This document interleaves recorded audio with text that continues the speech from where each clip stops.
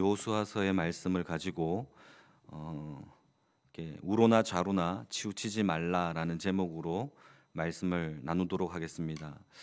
우리가 흔히 여호수아의 어떤 가나안 정복의 사건을 우리의 신앙의 여정으로 이렇게 대비하여서 설명할 때가 참 많이 있습니다.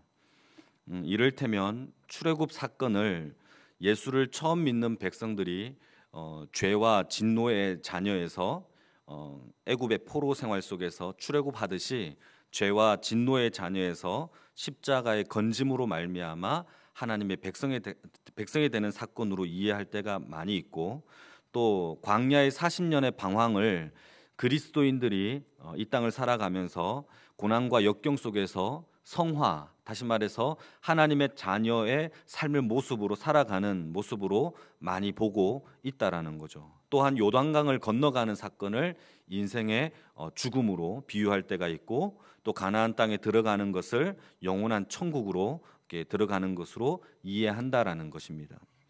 그러나 이렇게 해석하는 것은 좋은 해석은 아니다라는 겁니다. 왜냐하면 그렇게 해석할 수가 있겠지만 그럴 수 없는 곳도 많이 있습니다. 가나안 땅은 우리가 지향해야 할 천국처럼 고통이 없거나 눈물이 없는 곳이 아니라는 것이죠. 그 땅에는 여전히 어려움이 있고 눈물이 있고, 뿐만 아니라 가나안 땅에는 우리가 싸워야 할 또 대적인 블레셋과 이방 민족들이 여전히 있습니다. 즉 다시 말해서 가나안 땅은 신앙생활에 여전히 출발점과 시작점에 불과하다라는 것입니다. 그래서 시내산에서 받았던 그 율법의 그 말씀을 실행해야 하는 땅이고, 끊임없이 공격이 있는 땅이며 더 하나님의 사명을 더 감당해야 할 땅이다라는 것이죠.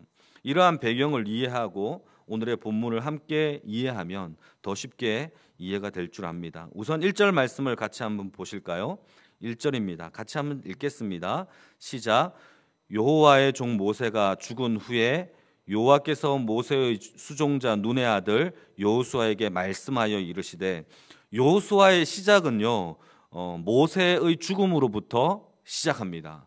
다시 말해서 여호수아의 시작점은, 배경은 무엇이냐면 여호와의 종 모세가 죽은 것이 바로 배경이고 시작이다라는 겁니다. 하나님은 이스라엘 백성들을 애굽의 종살이로부터 구원하여 내셨지만, 문제는 그것 자체가, 애굽 땅에서 구원하여 낸 것 자체가 구원의 목적은 아니다라는 겁니다. 하나님은 그들을 불러내어서 하나님의 가나안 땅에 들어가게 하여서 하나님께 예배하는 민족으로 하나님께서 삼으시려고 했다라는 것이죠. 다시 말해서 출애굽이 목적이 아니라 그 이후에 가나안 땅에 들어가야 할 정복이 남았고, 또 거기 안에서 정착해야 할 샬롬을 누려야 되는 것의 약속이 그들에게 여전히 남겨져 있다라는 사실입니다.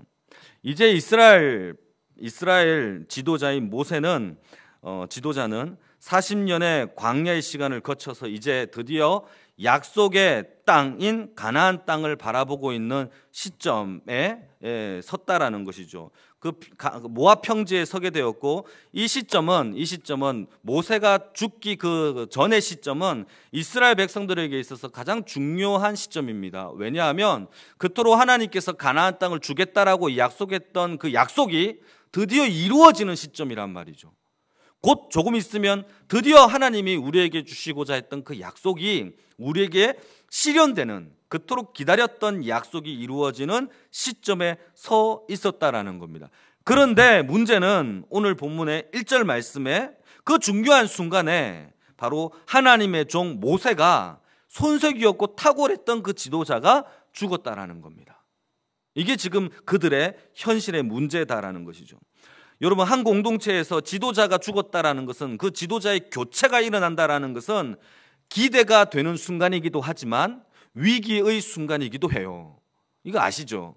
위기의 순간이자 기대의 순간입니다. 리더십의 교체를 통하여 더욱 발전될 수도 있지만 더 위기와 혼란을 경험할 수도 있기 때문에 바로 그 시점 가운데 여호수아의 배경은 모세가 죽었다라는 그런 배경이 깔려져 있다라는 거죠. 그런데 40년 동안 모세 옆에서 가장 많이 헌신하였고 오른팔로 열심히 도왔던 바로 여호수아라는 사람이 있었습니다.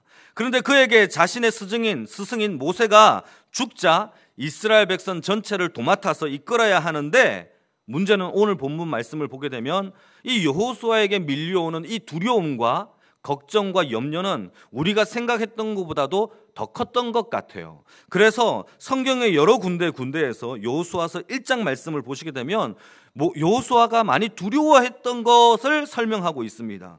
떨고 있는 것을 비추고 있습니다. 그래서 그런지 하나님은 여호수아에게 따로 불러서 뭐라고 말씀하시느냐면, 두려워하지 말고 놀라지도 말고 내가 모세와 함께 했던 것처럼 내가 너와도 함께 하겠다, 내가 그걸 약속하며 담대해라 라고 하나님께서 거듭 여호수아에게 말씀해 주는 것을 보게 된다라는 겁니다. 근데 우리가 여호수아를 들여다보게 되면 여호수아는 이렇게 두려워 떨 사람이 아니라는 거예요. 역사적으로 여호수아는 대단한 믿음의 소유자였거든요. 어쩌면 불가능했던 아말렉과의 르비딤의 전투에서 최선봉에서 누가 싸웠냐 하면 여호수아가 목숨 걸고 싸워요. 한 번이라도 전쟁을 치러본 적이 없는 여호수아가 그냥 하나님의 언약과 약속을 믿고 최선봉에 가서 르비딤의 전투에서 목숨 걸고 싸웠던 사람이 누구냐? 바로 여호수아였단 말이죠. 뿐만 아니라 12명의 정탐꾼 중에서 여호수아와 갈렙 이외에는 다 부정하고 불평했지만 믿음의 눈으로 바라봤던 이 여호수아는 아낙 자손, 다시 말해서 자이언트 민족이에요. 거인 민족이에요. 이 거인 민족을 바라보면서 저것은 내 밥이다 라고 얘기했던 사람이 누구냐 하면 바로 여호수아였단 말이에요. 여호수아의 믿음은 우리가 생각할 만큼 만만한 믿음이 아니었어요. 다시 말해서 이 지도자의 교체가 일어날 때 두렵고 떨만한 사람이 아니었음에도 불구하고 오늘 본문에는 여호수아의 심리적인 상황이 두렵고 떨리는 심정이 그대로 나타나 있다라는 사실입니다. 이때 하나님이 여호수아에게 도대체 무슨 말씀을 하시느냐 하면 2절과 3절 말씀입니다. 같이 한번 읽어볼까요? 내 종 모세가 죽었으니 이제 너는 이 모든 백성과 더불어 일어나 이 요단을 건너 내가 그들 곧 이스라엘 자손에게 주는 그 땅으로 가라. 3절입니다. 내가 모세에게 말한 바와 같이 너희 발바닥으로 밟는 곳은 모두 내가 너희에게 주었노니 라고 말씀해 주고 계시죠. 여러분, 하나님은 이 위기의 순간, 두렵고 떨리는 이 위기의 순간에 하나님은 여호수아에게 도대체 무슨 말씀을 하고 계시느냐 하면 2절 끝자락과 3절 끝자락을 보시게 되면 2절 끝자락에 그 땅으로 가라 라고 얘기하고 계시고 3절 끝자락에는 뭐라고 되어 있느냐면 네가 발바닥으로 밟는 모든 땅은 내가 모두 너희에게 주었다 라고 얘기하고 있습니다. 이게 무슨 말을 의미하고 있죠? 하나님은 두려워하는 여호수아에게 용기를 북돋워 주거나 그래 내가 너에게 위로해 주겠다, 위로를 해주는 것이 아니라 하나님은 약속을 다시 상기시켜줘요. 너 내 백성이야. 내가 모세와 함께 했던 것처럼 다시 내가 너와 함께 할 거야. 그 약속들을 다시 상기시켜줘요. 그러면서 뭐라고 말씀하시냐면 그 약속의 땅으로 그냥 가. 그리고 하시는 말씀이 네가 밟는 모든 것을 내가 다 주겠다, 주었다라고 이 과거형으로 얘기하고 있죠. 다 주었다, 걱정하지 말고 가라라고 얘기하고 계십니다. 여러분, 이게 중요합니다. 하나님은 저와 여러분들에게 동일하게 약속을 주셨어요. 그런데 하나님이 우리도 살다가 보면 두려워 떨 때가 있죠. 그때 하나님은 저와 여러분들에게 상황을 변화시켜서 이 상황을 이길 만한 위로를 주는 것이 아니라 다시 약속을 상기시켜 주면서 하는 메시지가 뭐냐 하면 그 약속을 믿고 가라라는 것입니다. 그러면서 하는 말이 주었다라고 이미 우리에게 선언적 역사의 열매를 하나님이 다시 선포하신다라는 사실입니다. 여러분, 이 진리를 믿으시기를 바랍니다. 그런데 특히 2절 말씀을 보시게 되면 특히 내가라는 단어가 나옵니다. 내가 그들 곧 이스라엘 자손에게 주는 그 땅으로 가라. 여러분, 그 라틴어나 헬라어나 히브리어에는 동사에 이미 격변하라는 것이 있습니다. 다시 말해서 그 격변하라는 것은 그 안에 그 동사의 형태만 봐도 주어가 무엇이고 어떤 주어를 사용했는지가 이미 담겨져 있습니다. 독일어에도 비슷하죠. 격변화가 있죠. 그런 거와 마찬가지로 이 동사 하나만 써도 되는 건데, 여러분 이 히브리어 원어를 보게 되면 아노키라는 단어를 쓰면서 무슨 단어를 썼냐면 주어를 그대로 드러냅니다. 그러니까 다시 말해서 동사에도 주어가 포함되어 있고 또 주어를 포함시켜 주면서 주어인 하나님을 더욱더 강조하고 있다라는 사실입니다. 여러분, 이것이 무슨 의미입니까? 하나님은 반드시 내 하나님, 내가 가나안 땅을 정복하겠다라는 강력한 의지가 그 단어 속에 표현되고 있다라는 것이죠. 내가 그 땅을 정복하게 하겠다. 그 땅으로 가라 라고 하신 메시지죠.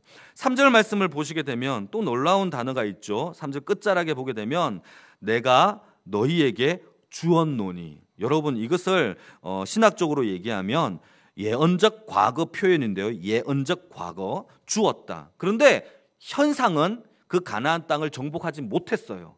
그런데 하나님은 주었다라고 이미 과거 형태로 쓰고 있어요. 현실은 못 받았지만 하나님은 주었다라고 이미 과거의 예언의 성취로 얘기하고 있다는 것은 너무나도 확실한 미래 일을 쓸 때에 하나님이 쓰시는 히브리적 표현입니다. 여러분, 이 두 가지, 조금 전에 아노키, 주어가 2번 사용된 것과 예언적 과거를 합쳐보면 이런 뜻입니다.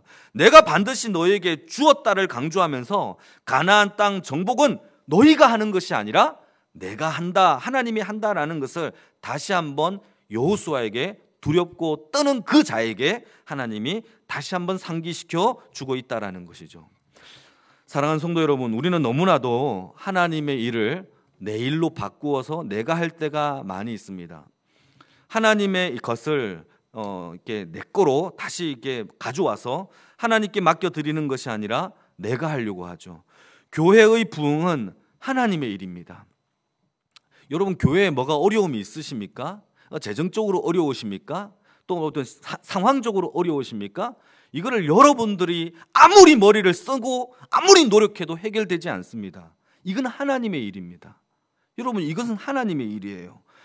이것을 우리의 능력으로 해결할 수 없다라는 것이죠. 하나님께 내어 맡겨야 합니다. 그래서 어떤 목사님은 교회 개척이 가장 쉽다라고 얘기를 해요.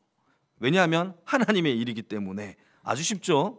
그런데 우리는 그 부흥을 우리가 하려고 해요. 그 역사의 이룸을 내가 하려고 해요. 여러분, 그래서요, 어려울 때 주님을 배신하는 것보다도 배부를 때 주님을 배신하는 경우가 더 많아요. 여러분, 왜 그런지 아십니까? 그 성공을 하나님께 내어드려야 되는데 내어드리지 못하고 있기 때문입니다. 그래서 하나님의 일 앞에 우리가 해야 할 일은 하나님의 약속을 가만히 서서 하나님의 일을 이루시는 것을 보라를 믿는 것이죠. 산골짜기의 교회 성도수가, 여러분, 작은 한 마을에 산골짜기의 교회가 있는데 성도수가 300명을 목표로 놓고 기도하는 목사님이 계셨습니다. 여러분, 산골짜기, 아래골짜기, 윗골짜기, 옆골짜기 다 합쳐도 여러분 20명밖에 안 되는 그 교회가 있는데 그 교회가 목표가 300명이에요. 말이 됩니까? 아무리 그렇게 기도해도 에너지를 그냥 소비하는 것뿐입니다. 그 교회는 30명밖에 안 되는 그 할머니, 할아버지와 거기에 있는 아이들을 데리고 함께 마지막을 함께 주님의 나라로, 그 정말 천국 가는데 함께 공동체로서 가는 것이 그 교회의 사역이란 말이죠. 우리가 해야 할 사역은 300명에 있는 것이 아니라 그 작은 교회에는 한 영혼을 하나님 나라로, 주님의 나라로 함께 그 나라를 준비하는 것에 목적이 있다라는 것이죠. 우리는 자꾸 부흥과 어떤 하나님의 일들을 내 것으로 바꾸어서 내가 하려고 할 때 내 욕심을 부릴 때가 많이 있습니다. 그러나 여러분, 하나님의 것을 하나님께 내려놓으시기를 주님의 이름으로 축복합니다. 지금 모세 앞에 놓여져 있는 상황은, 모세의 죽음은, 여호수아의 상황은 분명히 두렵고 죽음 앞에 있는 어떤 두렵고 떨리는 마음일 수 있겠지만, 여러분, 하나님은 전혀 그 여호수아에게 하시는 메시지가 두렵고 떨 상황이 아니다라고 얘기해 주고 있습니다. 왜냐하면 그 약속을, 그 성취를 하나님이 해주시겠다라고 성경은 얘기해 주고 있습니다. 실제로 여호수아서를 보게 되면 가나안 땅의 이스라엘 백성들의 군사력이나 또는 전력과 전법으로 승리하는 것은 아닙니다. 대표적으로 여리고성을 보게 될 때 이스라엘 백성들이 여리고성을 함락했다, 이것을 보게 될 때 이스라엘 백성들의 어떤 능력과 전쟁의 힘으로 이긴 것이 아니죠. 그 전법을 보게 되게 되면 이스라엘 백성들이 함구하여서 그냥 여리고성을 조용히 매일 한 바퀴씩 돌아요. 그리고 마지막 7째 날에는 7번 돌고 크게 함성을 외치면서 그 성이 무너지게 되죠. 이게 무슨 군사 전략이라도 있습니까? 없죠. 또 뭐 하나의 전법이 있습니까? 전혀 그런 게 아니죠. 이것의 승리는요, 하나님의 약속이 그냥 성취된 것뿐입니다. 여러분, 하나님의 약속이 성취되는 저와 여러분, 이 교회와 공동체가 되기를 주님의 이름으로 축복합니다. 그리고 그 말씀에 대하여 9절 말씀을 보시게 되면 이렇게 되어 있죠. 내가 내게 명령한 것이 아니냐? 강하고 담대하라. 두려워하지 말라. 놀라지 말라. 내가 어디로 가든지 내 하나님 여호와 내가 너와 함께 하시느니라. 이것의 결론은요, 하나님이 우리와 함께 하셨기 때문에 그것이 이긴 승리의 이유이고 조건이다라는 겁니다. 그리고 또 우리가 담대해야 할 이유이고 조건이다라는 것이죠. 성도 여러분, 이제 여름의 사역이 다 끝났죠. 그리고 이제 하반기 사역을 시작합니다. 그리고 또 2주 후에는 말씀 사경회가 있죠. 또 준비하고 있습니다. 혹시 무더운 여름으로 풀려진 우리의 어떤 신앙 끈들이 있다면 다시 한번 이 여호수아서의 말씀을 통해서 우리의 신앙의 끈들을 다시 한번 이렇게 끈을 한번 좁혀 보기를 바랍니다. 그래서 우리의 신앙을 다시 한번 점검하고 다시 재정비하여서 하나님이 바라보시는 승리의 기쁨을 누리시기를 주님의 이름으로 축복합니다. 근데 문제는 하나님이 분명히 이스라엘 백성들에게 승리를 약속하여 주셨지만 그렇다고 해서 그냥 우리가 멍 때리고 가만히 있다고 해서 승리를 할 수 있는 것은 아니다라는 겁니다. 성경에는 우리에게 좌로나 우로나 치우치지 않는 삶을 반드시 얘기하고 있어요.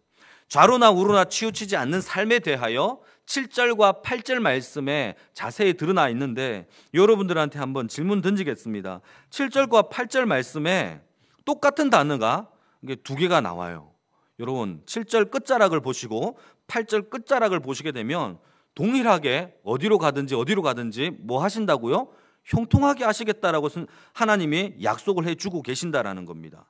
이 형통이라는 이 삶에 하나님의 전제 조건이 있는데 그것은 무엇이냐면 하나님의 율법, 하나님의 말씀을 지키는 자의 삶을 살아라라고 저와 여러분들에게 얘기해 주고 있다라는 겁니다. 다시 말해서 이 땅 가운데서 우리가 형통한 자의 삶을 사는 방법은 하나님의 말씀을 행하는 삶입니다. 좌로나 우로나 치우치지 아니하고 그 말씀을 따라 곧잘 걸어가는 것이 하나님께서 이 땅에서 저와 여러분들이 승리하고 담대하게 살아가는 방법이다라는 것이죠. 즉 무기를 준비하는 것이 전쟁에서 이기는 것이 아니다라고 여호수아에게 얘기하고 있습니다. 좌로나 우로나 치우치지 않는 삶, 그것이 바로 전쟁에서 이기는 비결이고 그래서 네가 어디를 가든지 형통하다라는 결론을 저와 여러분들에게 여호수아에게 주고 있다라는 겁니다. 그래서 오늘 두 가지를 좀 살펴볼 텐데 이렇게 치우치지 아니하는 삶을 살려면 이 형통의 요소가 두 개가 있어요. 7절과 8절 한 개씩 나와 있는데 첫 번째가 무엇이냐? 여러분 7절 말씀을 보실까요? 첫 번째, 오직 강하고 극히 담대하라입니다. 사랑하는 성도 여러분, 저와 여러분들에게 하나님이 요구하고 계시는 삶은 강하고 담대한 삶을 살아야 한다라는 것입니다. 여러분, 어째 보면 하나님의 말씀을 그 뜻에 순종하는 것이 인간적인 관점에서 보게 되면 조금 전에 여리고성 함락이잖아요. 하나님의 말씀에 순종해라라고 하는 것이 극히 담대하며 살아간다라는 것이 사실상 어렵습니다. 왜냐하면 여리고성을 함락하는데 무기 하나 들지 않고 그냥 여리고성을 한 바퀴 도는 것이 인간적인 생각에 이게 도대체 무슨 효과가 있을까? 이게 무슨 도대체 이 성을 함락하기나 할까? 오히려 저들에게 비웃음을 당하지 않을까? 세상 사람들이 나를 도대체 어떻게 생각할까? 이렇게 생각할 수가 있다라는 것이죠. 어찌 보면 손해보는 것처럼 보이고 도무지 안 될 것처럼 보이고 두렵고 답답한 마음이 들 수 있다라는 것. 이해가 되지 않는 것이죠. 불가능한 어떤 이해 불가능한 상황이 있을 수 있다라는 겁니다. 그런데 하나님은 그 가운데서도 하나님을 향한 강하고 담대한 마음을 저와 여러분들에게 요구하고 계세요. 그게 형통한 삶입니다. 그게 좌로나 우로나 치우치지 않는 삶이라는 것이죠. 성경의 인물 가운데서 순종과 불순종이 동시대에 같이 드러나는 사람이 있는데 그것은 사울과 다윗입니다. 둘 다 왕이었죠. 하나는 사울 왕이었고 하나는 다윗 왕이었죠. 그 사울 왕을 먼저 얘기하면 사울 왕은 그 시작이 참 대단했어요. 왜냐하면 여러분, 이스라엘 백성 가운데서 첫 번째로 뽑힌 첫 번째 1대 왕이 누구냐 하면 사울이에요. 여러분, 그게 만만하게 보이십니까? 그만큼 사울은 뭔가 그 1대 왕이 될 만한 엄청난 요소가 그 안에 있었다라는 것이죠. 그런데 여러분, 사울은 자신의 조급한 마음과 교만한 마음과 자기의 왕됨이 하나님께 내어드리지 못하고 뭐합니까? 교만한 마음으로 왕의 일들을 치르게 되죠. 어떤 사건이 있었습니까? 여러분, 전쟁이 일어났습니다. 제사장이 해야 할 제사의 일들을 전쟁이 일어나서 점차 이 적군들이 내 코앞에 닥쳐지는데 사무엘이 먼저 제사를 드리고 전쟁을 치러야 하려는데 사무엘은 오지 않고 적들은 점점 쳐들어오지, 이런 두렵고 떨리는 마음 가운데서 자기 일에 합리화를 시키죠. 이거는 이 전쟁을 이루기 위해서는 내가 먼저 사무엘이 안 왔기 때문에 내가 먼저 제사를 드리는 것이 맞다라고 생각하면서 여러분, 왕으로서 제사의 분향을, 향을 하나님 앞에 올려드리는 것이죠. 이해가 됩니다, 인간적으로 생각해 보면. 그러나 하나님은 이 사건을 통하여 이 사울 왕을 버립니다. 아예 버립니다. 그러면서 하시는 메시지가 무엇이냐면 순종이 제사보다 낫다라고 우리에게 교훈해 주고 있습니다. 왜 사울이 실패했을까요? 저는 단 하나입니다. 여러분, 강하고 극히 담대한 마음을 가지고 있지 못했기 때문이라는 거죠. 여러분, 적군이 우리 코앞에 와도 하나님의 약속과 하나님이 나를 보호하신다라는 역사적 사실과 능력을 믿으시길 바랍니다. 이것이 첫 번째, 좌로나 우로나 치우치지 않는 형통한 자의 삶의 비결이다라는 거예요. 순종에는 반드시 극히 담대한 믿음과 마음이 뒤따릅니다. 믿으시길 바랍니다. 적군이 코앞에 와도 하나님께서 나를 보호하신다, 극히 담대하고 강력한 마음을 가지시고 기다리시길 바랍니다. 하나님이 그 일을 이루실 때까지. 그런데 반면에 다윗을 보시게 되면 다윗은 자신을 죽이려고 정말 코끝까지 쫓아왔던 이 사울 왕이 드디어 엔게디라는 동굴 속에서, 엔게디의 굴 속에서 죽일 찬스가 다윗에게 와요. 그것을 누가 보느냐 하면 엔게디 광야에서 다윗과 그의 일행이 숨죽여서 동굴의 굴 속에 이렇게 숨어 있는데 그 굴 속에 사울 왕이 들어와서 곤히 잠을 자고 있는 겁니다. 이걸 누가 다 보느냐 하면 그의 부하들과 다윗이 보는 거죠. 부하들이 하는 말이 뭐라고 얘기를 하느냐 하면 지금 당장 가서 저 적군을 죽입시다. 당신을 죽이려고 하는, 다윗 왕을 죽이려고 하는 사울을 이 시간에 하나님이 주신 찬스이니까 죽입시다 라고 얘기를 해요. 여러분, 어째 보면 인간적인 마음에는 이게 찬스일 수 있어요. 하나님이 나에게 복을 주시는구나, 우리 나라가, 우리 가문이, 우리 집안이 내가 드디어 하나님 앞에 드디어 복을 받는 찬스이구나 라고 생각할 수 있겠죠. 그러나 여러분, 다윗이 사울을 죽입니까? 죽이지 않습니다. 그냥 옷자락만 잘라도 마음이 아파하는 것이 다윗이었습니다. 왜냐하면 하나님이 기름 부으신 자를 내가 어떻게 죽이냐라는 하나님을 더 두려워했기 때문이죠. 여러분, 사울 왕이 죽이려고 해요. 그런데 하나님이 더 두려워서 사울 왕을 죽이지 않는단 말이에요. 여러분, 이게 바로 담대하고 강력한 믿음을 가진 마음이란 말입니다. 여러분, 이게 용감이라는 거죠. 용감한 사람이죠. 다윗이 사울을 하나님보다 더 두려워했다면 다윗은 그 즉시 엔게디 굴에서 죽였겠죠. 어떻게 찾아온 기회인데? 그렇게 말하면서. 그러나 이런 일이, 똑같은 일이 두 번이나 반복이 되어도 다윗은 그 결과는 똑같았습니다. 하나님을 더 두려워한 것이죠. 이게 바로 극히 강하고 담대한 마음입니다. 여러분, 이 믿음과 그 마음을 가지시기를 주님의 이름으로 축복합니다. 여러분, 하반기의 모든 사역과 여러분 가정 속에서 이런 믿음, 이런 마음, 이런 신앙 가지기를 바랍니다. 두 번째 요구하는 것은 8절입니다. 8절 말씀을 같이 한번 읽어보겠습니다. 시작. 이 율법책을 내 입에서 떠나지 말게 하며 주야로 그것을 묵상하여 그 안에 기록된 대로 다 지켜 행하라. 여러분, 이겁니다. 두 번째는 무엇이냐 하면 율법책을 입에서 떠나지 말게 하고 주야로 그 말씀을 묵상하는 것입니다. 여러분, 묵상이라는 단어를 여러분 이건 기억해 놓으시면 좋아요.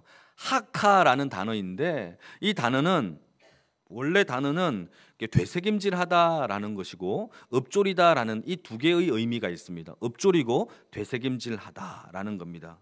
여러분, 우리 입에서 날마다 되새김되어져야 될 것은 하나님의 말씀입니다. 그 율법이 우리 삶 가운데서 되새김지길 바랍니다. 읊조려지기를 주님의 이름으로 축복합니다. 이것은 날마다 그 말씀들을 읽고 그 말씀을 거울 삼아서, 이 말씀을 거울 삼아서 내가 그 말씀을 대로 살고 있나를 비춰보는 것이죠. 리플렉션을 계속 말씀 가운데 하는 것입니다. 그러니까 형식적으로 몇 장 읽었다, 이것이 아니라 내가 지적으로 하나님 말씀을 안다가 아니라, 여러분 진짜 믿음은요, 그 말씀대로 살아가는 거죠. 그 말씀을 읊조리며 학가하는 것입니다. 여러분, 그 말씀이 내 생활의 중심이 되는 것이고 적용하는 것이죠. 여러분, 교만과 여러분 내 죄라는 것을 스스로 깨닫기가 어려워요. 여러분, 교만한 사람이 자기가 교만하다라는 것을 알까요? 내가 죄를 저질렀는데 이 죄에 대하여 스스로 깨달을까요? 하나님이 그 마음에 여러분 회개하는 영을 부어주지 않는다면 우리는 주님께로 돌이킬 수가 없어요.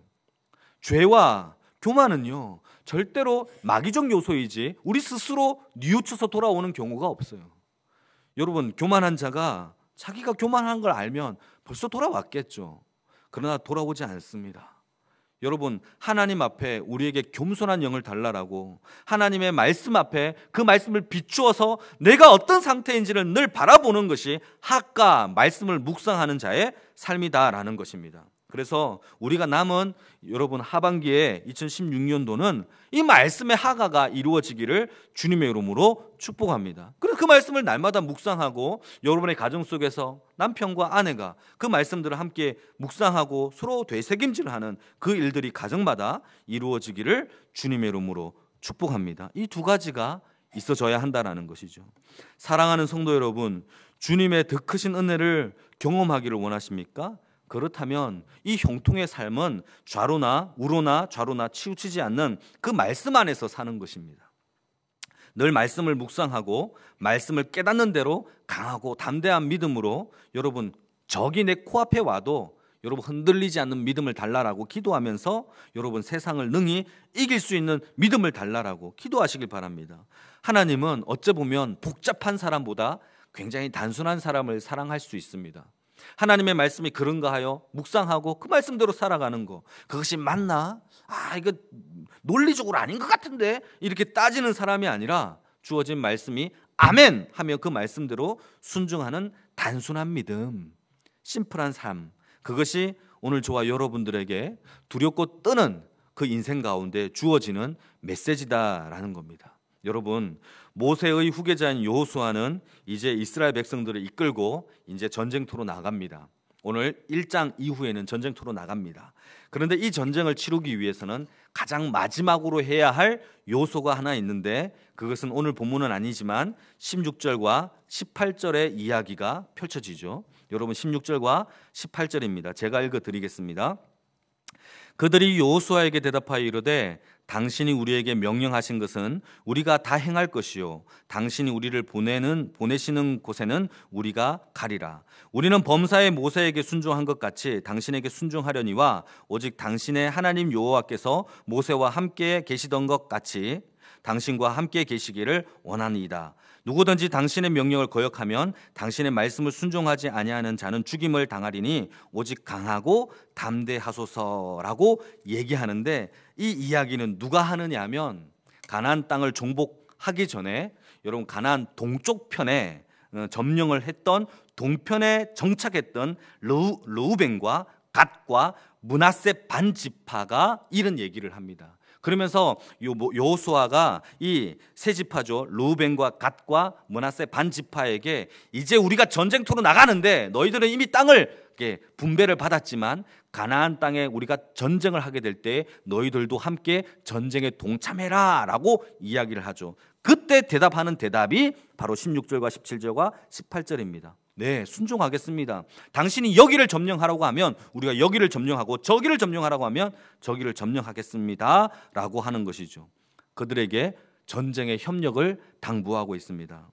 오늘의 메시지의 결론은, 1장의 메시지의 결론은 무엇이냐면 르우벤과 갓과 므낫세 반지파에게 이 전쟁에 협력을 요청하고 있다라는 겁니다. 이것은 여호수아가 생각하기에 르우벤과 갓과 그 므낫세 반지파의 군사력이 뛰어났기 때문에 너희들의 도움이 반드시 필요하기 때문에 협조해라라고 생각했기 때문에 그게 아니라는 것이죠. 이 전쟁은 어떤 지파의 군사력으로 이길 수 있는 가나안 땅의 정복은 아니에요. 어떤 누군가의 힘과 능력으로 이길 수 있는 전쟁이 아닙니다. 이 전쟁은 하나님이 하시는 전쟁입니다. 그러나 우리가 함께 해야 할 전쟁입니다. 여러분, 연희교회를 바라보면서 우리가 따로따로 놀면 안 되죠. 마지막에 우리가 가야 할 하나님의 나라는 함께 해야 되고 협력해야 되며 하나가 되어야 합니다. 모든 교회 공동체가 지향해야 할 방향인 그것은 생명을 함께하며 연합하며 운명을 함께 나누기로 작정한 공동체라는 것을 우리는 그를 마음속으로 인식하고 받아들이며 살아가야 한다라는 것이죠.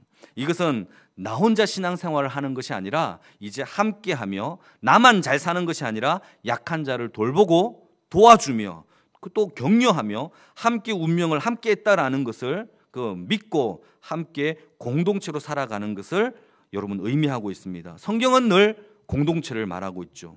그래서 성부, 성자, 성령 하나님 우리라는 공동체를 저와 여러분들에게 주셨고 우리가 만든 공동체 주님 오시옵소서, 하나님 오시옵소서, 성령님 오시옵소서가 아니라 하나님이 만드신 성부, 성자, 성령 이 공동체에 우리가 함께 들어가는 것이 교회 공동체입니다.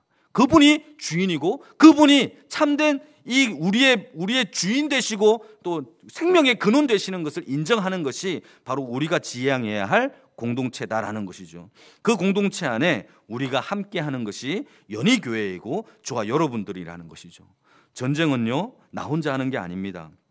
함께 싸우는 겁니다. 그러기에 오늘도 옆에 있는 우리 성도들, 형제자매들, 우리 권사님들, 장로님들 함께 마음을 뜻하고 다하여서 하나님의 말씀을 늘 묵상하고 그 말씀이 맞는지 단순한 믿음으로 2016년도의 하반기를 우리가 또 승리하면서 정말 살아가기를 주님의 이름으로 축복합니다.